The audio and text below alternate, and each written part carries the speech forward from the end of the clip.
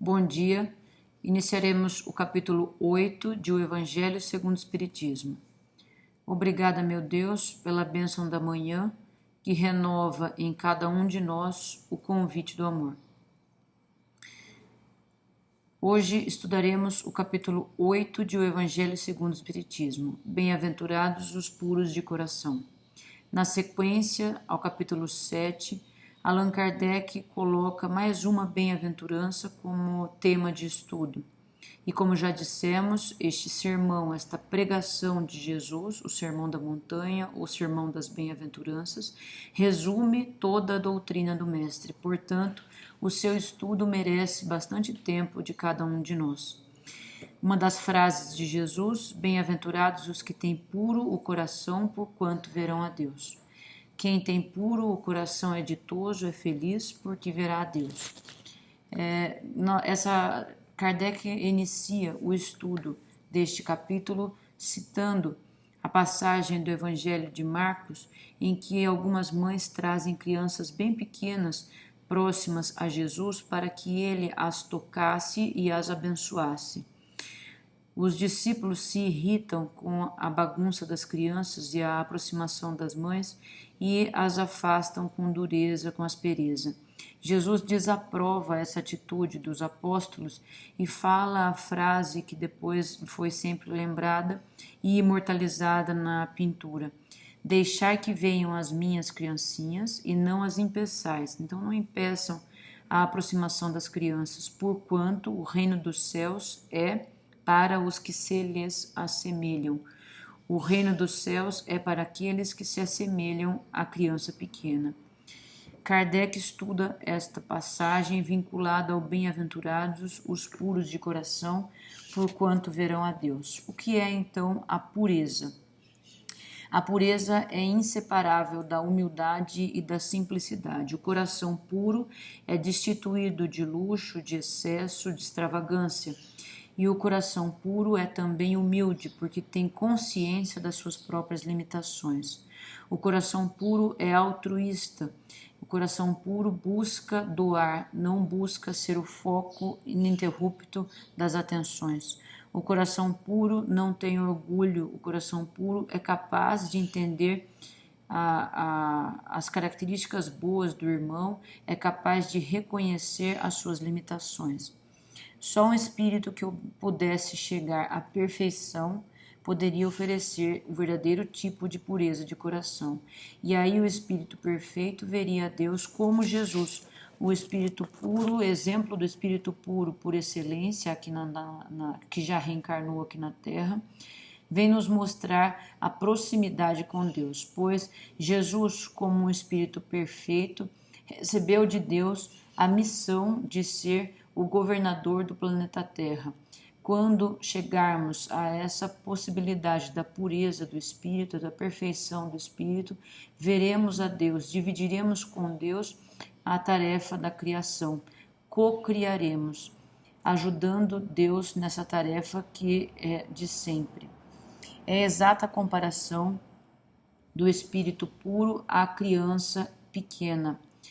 Mas do ponto de vista da vida presente, porquanto, se nós pensarmos que a criança já é um espírito com toda a carga das outras encarnações, das coisas boas e das coisas ruins que fez, claramente entenderemos que a criança não é um espírito perfeito, mas a criança, do ponto de vista da vida atual, apresenta-se com uma pureza que cativa o coração.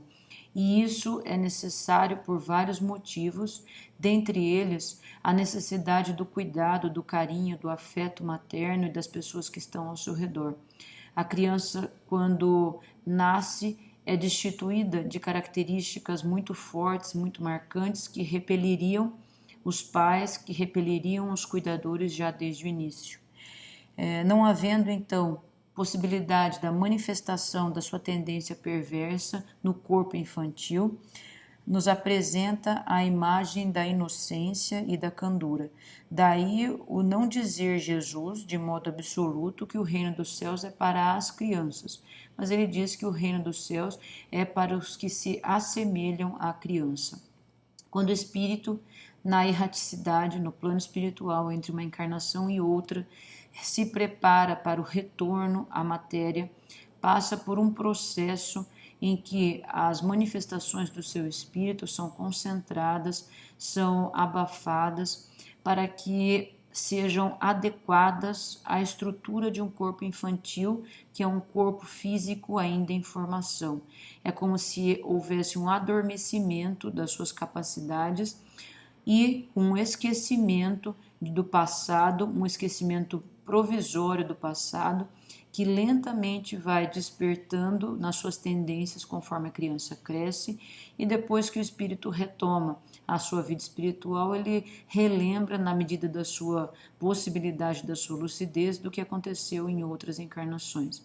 Agora, a criança tem o espírito adormecido que lentamente vai despertando para a vida aqui na Terra. E enquanto criança, realmente manifesta uma pureza de coração, uma bondade de coração que desperta em cada um de nós que se aproxima dela a vontade de cuidar, a vontade de carregar, a vontade de proteger. Então, é a esse sentimento puro da criança que acaba de nascer que Jesus diz a frase: aquele que se assemelha à criança no momento em que nasce, este verá a Deus, este alcançará a verdadeira pureza de coração. Tudo é sábio na obra de Deus. A criança necessita de cuidados especiais e a ternura materna vai ser despertada, e aí a educação e a correção vão ser possíveis no decorrer do crescimento da criança, quando suas verdadeiras tendências do espírito passam a se manifestar. E aí o amor que já desenvolveu, o afeto já desenvolvido entre os pais e a criança favorecerão a educação deste espírito. Todas as vezes em que o espírito se aproxima da reencarnação, o espírito desencarnado se aproxima da reencarnação, entra num processo de adormecimento e pouco a pouco a sua consciência se apaga em uma espécie de sono e as suas faculdades ficam em estado latente. Esta transição, portanto, é necessária para que o espírito tenha um novo ponto de partida. Reentrar na vida é um novo ponto de partida. E para que esqueça nesta nova existência e possa ter a oportunidade de acertar. Se lembrasse de tudo o que aconteceu no passado, dificilmente um pai carregaria no colo um espírito que lhe atrapalhou a vida em outra experiência conjunta. Sobre ele, no entanto, reage o passado, e assim que renasce, crescendo, conforme a criança já vai adquirindo idade, consciência, renasce mais forte, moral e intelectualmente, sustentado e inspirado pela intuição que conserva da experiência adquirida. É o que já foi, com o novo, com carinho, com proteção, que renasce e ressurge na maravilhosa oportunidade da reencarnação, capaz de trazer o desenvolvimento para o espírito. Nos primeiros anos da vida corpórea, o seu caráter permanece apagado e a criança é mais acessível às impressões capazes de modificá-la.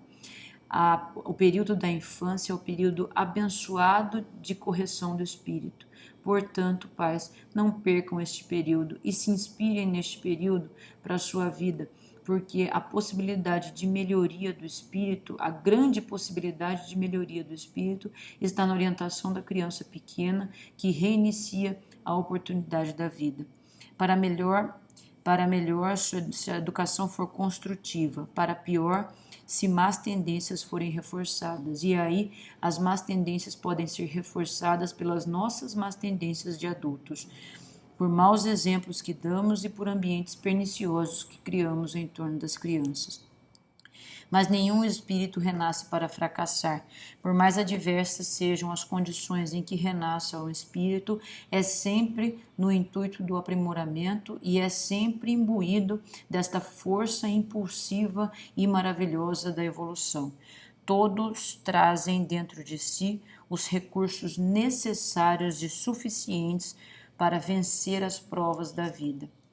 E na sequência, então, Kardec diz que o coração puro é aquele desprovido de maldade. É aquele coração que se esforçou por deixar para trás a maldade e vai adquirindo pouco a pouco a pureza. A pureza dificilmente no nosso nível de evolução já está totalmente desenvolvida no coração, mas o objetivo de alcançar a pureza de coração deve ser o objetivo de cada um de nós. É um estágio mais atrasado do nosso espírito, o nosso coração se compraz com o pensar a maldade e praticar a maldade.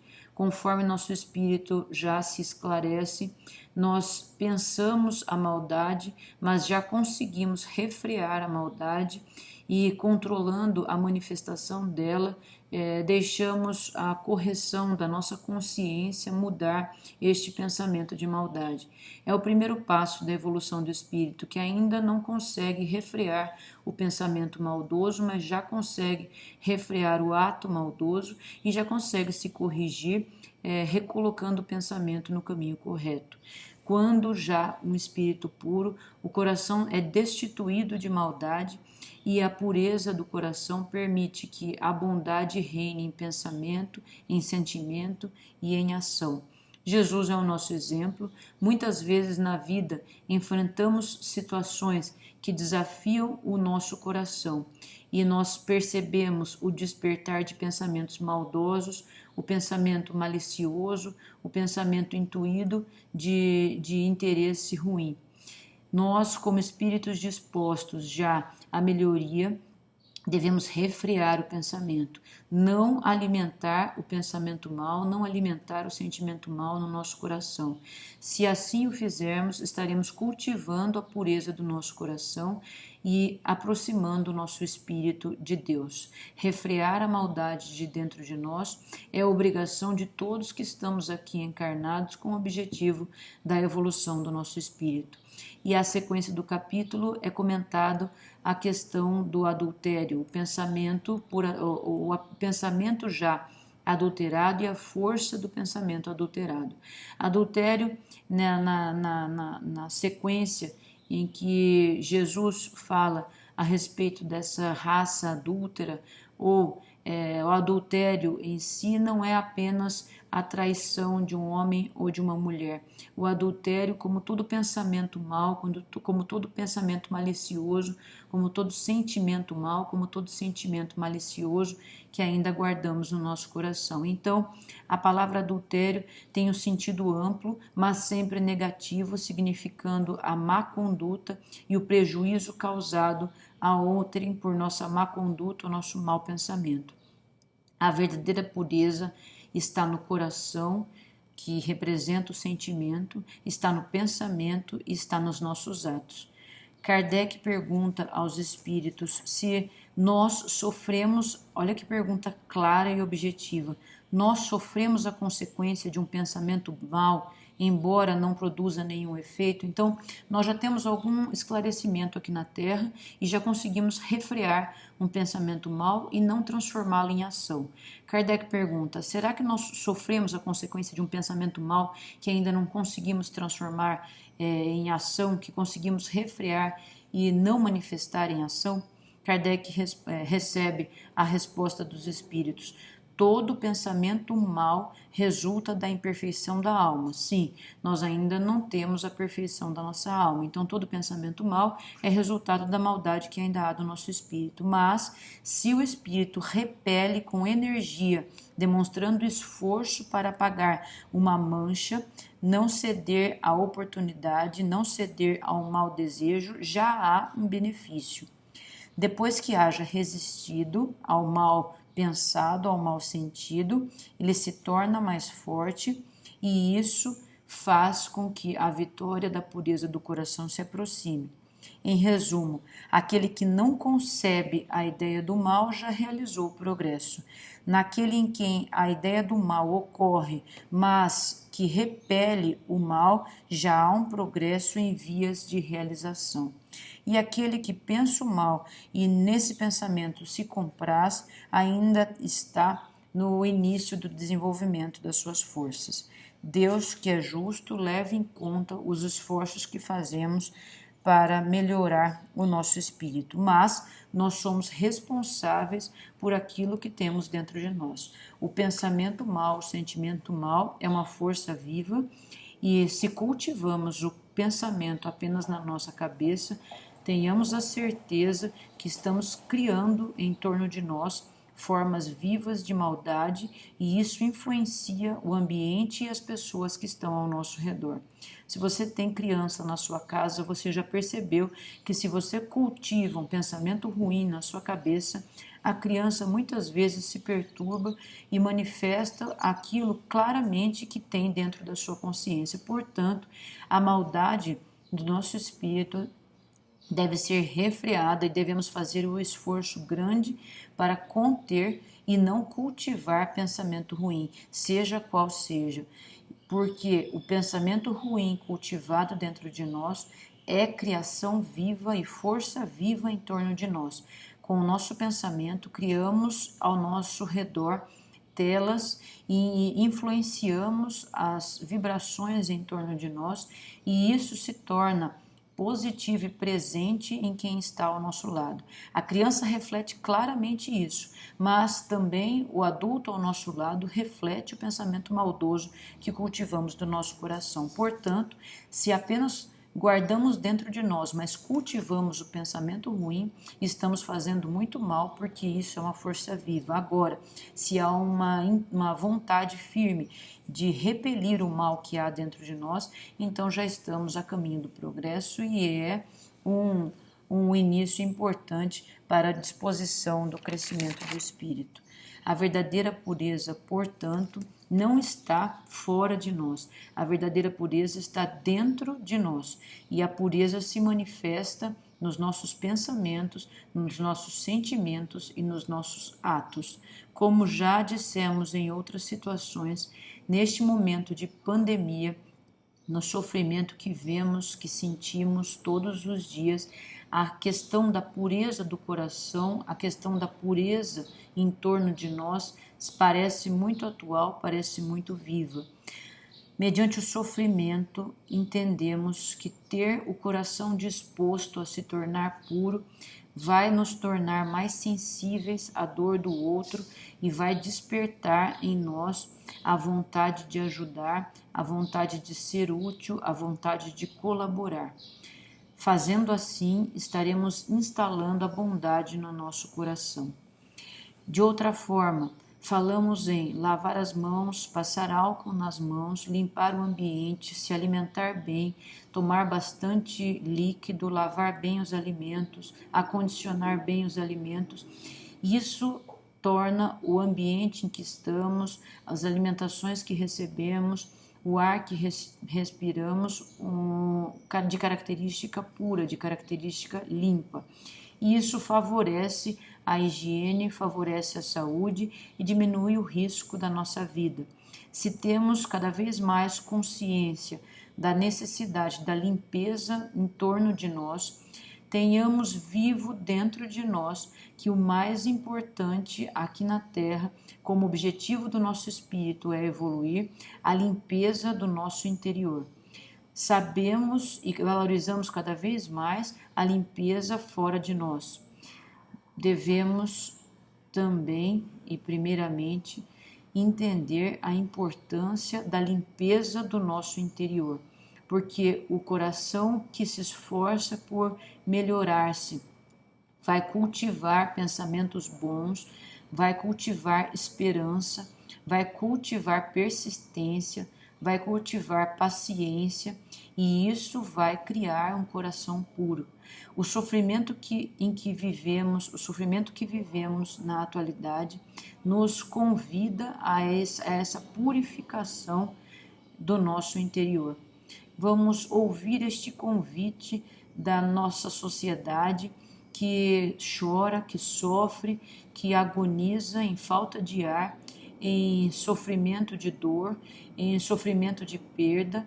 Vamos tentar colocar dentro do nosso coração um sentimento purificado pelas dificuldades, como as dificuldades sendo o filtro do nosso coração, as dificuldades sendo o filtro do nosso pensamento.